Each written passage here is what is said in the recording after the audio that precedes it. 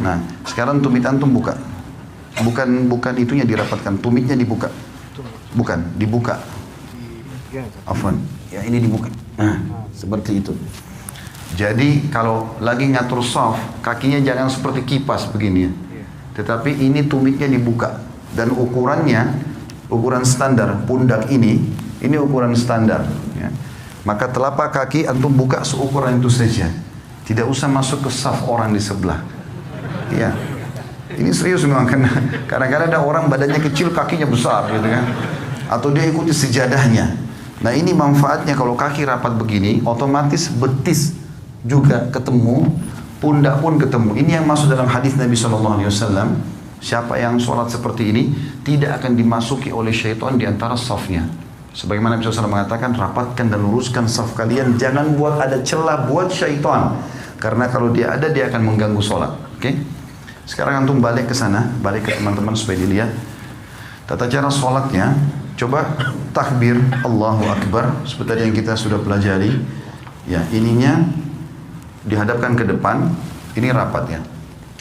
Ini jarak kurang lebih 1 jengkal dari sini.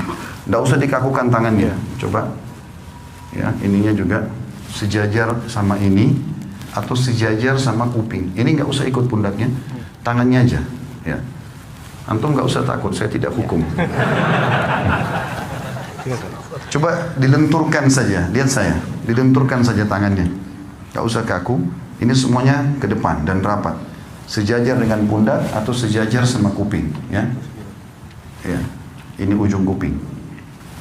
Dan ini standar tadi saya bilang. Ini standarnya.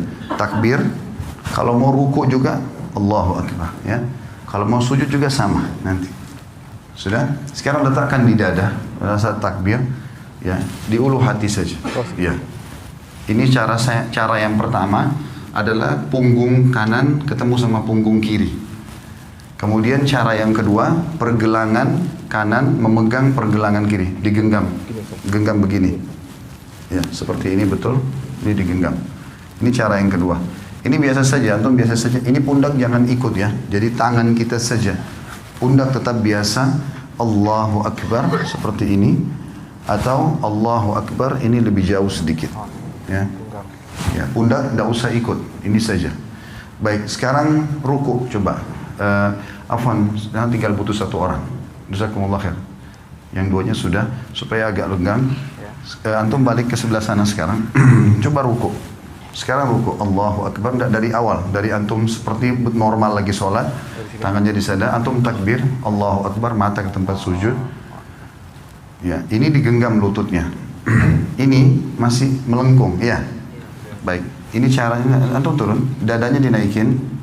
Kepalanya lurus ke depan, kepala lurus lagi, ya, ya seperti ini. Sekarang ini dipertahankan ya. Ya, coba lihat saya. Kalau saya sebentar Afwan, kalau miring dibilangin ya. Kalau saya di rumah saya praktikin pakai cermin, lalu saya praktikin ruku itu. Allahu Akbar, ini saya genggam, kemudian ini saya tahan begini. Rata nggak? Ya seperti ini. Ini terasa paha di belakang ketarik, ya. Kepala juga ke depan. Ini disunnahkan Nabi SAW. Kalau antum pakai cara seperti ini, mau sejam pun rukuknya nggak masalah. Jangan turun, jangan juga naik begini. Ya. Seperti ini dan perhatikan siku ini jauh dari tulang rusuk, ya. Dan ini ditekan, ini kita tekan ke dalam. Saya sekarang tekan ke dalam dan paha saya ketarik. Coba, fadhal. Ya, rukuk Allahu Akbar. Ya, ini sudah mulai. Tinggal Afwan, kepala antum, tidak usah lihat ke beliau. Dagunya turun lagi, ya, gitu. Oke, ini masih naik lagi, jangan naik. Nah, gitu. Nggak usah lihat orang, lihat tempat sujud. Oke, baik.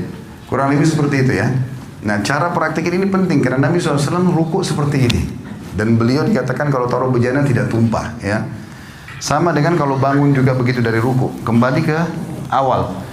Begitu bangun dari ruku, Allahu Akbar, kita bangun, Sami Allahu liman hamidah. Mata jangan kemana-mana, tetap bersujud. Ini tadi bisa 2 cara, bisa seperti ini, atau diletakkan di sini ya. Ada yang belum kita pelajari tentang masalah sujud, tapi saya akan praktekin sekarang. Sudah, jazakallah khair. Kalau mau ikut sama anak sebentar bisa. Sujud ini ada dua cara. Bisa turun lutut dulu, baru telapak tangan, atau telapak tangan dulu baru lutut. Dua-duanya bisa. Karena itu khilaf di antara ulama. Ibnu Qayyim rahimahullah memasukkan antara salah satunya boleh. Tergantung keadaan ya. Cuma yang perlu diperhatikan, kata Nabi SAW, aku diperintahkan sujud dengan 7 anggota tubuh. 7 anggota tubuh. Satu itu dahi sama hidung. Maaf, biar hidung antum merasa pesek, tetap harus kena tempat sujud. Tidak boleh kepalanya begitu, ya, sehingga hidungnya nggak kena. Ini satu paket. Kalau nggak sah ini. Ini satu paket. 1, kemudian 2, 3. Jadi ini sudah 2 telapak tangan sama dahi ini, berarti 3. Lutut 2, berarti 5. 2 telapak kaki, 7. 7 anggota tubuh ini. Nah, caranya adalah Nabi SAW, kata Ibnu Mas'ud, kami dilarang oleh Nabi SAW untuk sujud seperti anjing sedang duduk. Perhatikan kalau anjing duduk, sikunya kesentuh tanah kan? Antum tidak boleh sentuh tanah. Tulang ini, siku nggak boleh kena ke tulang rusuk, ya. Dan usahakan ada jarak antara perut kita, paha sama siku ini. Kira-kira jarak di mana antum bisa merasa nyaman bernafas. Karena pada saat sujud kita butuh sirkulasi udara supaya bisa lama. Saya coba praktikin, anggap saja ini cuma contoh kalau kiblat ke sana. Sami Allahu liman hamidah, maka pada saat turun bisa 2 cara. Cara yang pertama adalah kita turun biasa saja, meletakkan lutut di sini, kemudian mengambil jarak kurang lebih 1 siku ini ya. Di sini 1 siku ini jaraknya, baru meletakkan tangan di sini. Tangan itu seperti ini ya kondisinya, seperti tadi orang takbir, Allahu Akbar, lalu letakkan kepala. Yang perlu diperhatikan adalah telapak kaki juga harus rapat. Saya menghadap kiblat sekarang. Afwan. Pada saat turun ini, kemudian letakkan jarak seperti ini, baru Allahu Akbar. Jangan begini ya, terlalu dekat sehingga tidak bisa bernafas, atau ada juga orang terlalu jauh. Tapi anjuran ulama adalah 1 siku dari lutut kita, kurang lebih jaraknya begini, ini kita letakkan telapak tangan di sini. Dan rapat semuanya seperti ini ya. Atau cara yang kedua itu adalah telapak tangan dulu yang turun. Telapak tangan dulu yang turun, maka tata caranya tidak boleh seperti unta duduk. Tidak boleh seperti unta duduk. Saya akan kasih contoh, walaupun saya bukan unta. Maka cara untuk, kalau tadi kan lutut dulu sederhana cuma turun begini ya. Sekarang kalau mau telapak tangan dulu, maka caranya adalah turunkan badan dulu seperti mau turun lutut tadi. Misalnya sudah dekat, baru kemudian letakkan telapak tangan ke depan. Seperti ini.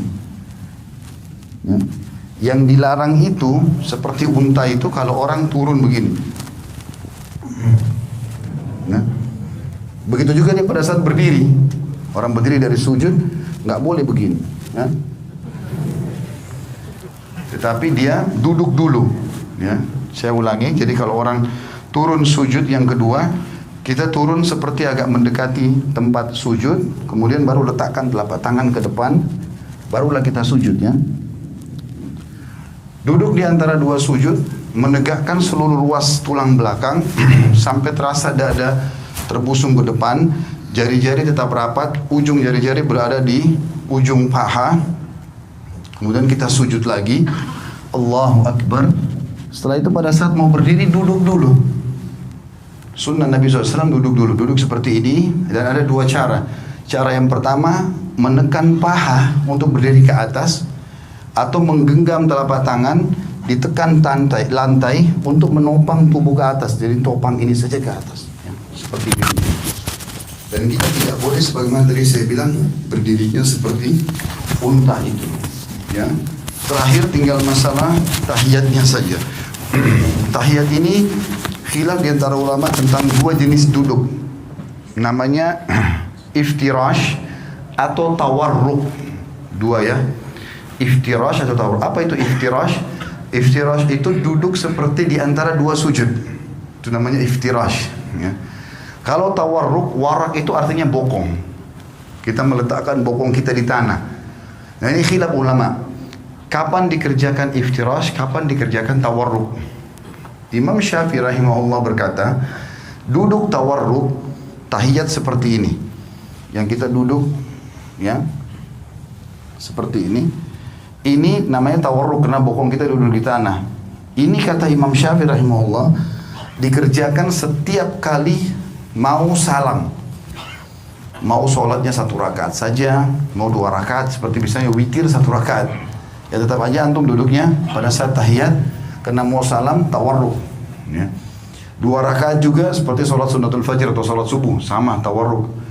Nanti lebih dari itu pun, misalnya rakaat maghrib 3 rakaat atau isya 4 rakaat, semuanya kalau mau salam tawarruk. Kalau jumhur ulama Imam Ahmad dan Imam Malik mengatakan tidak.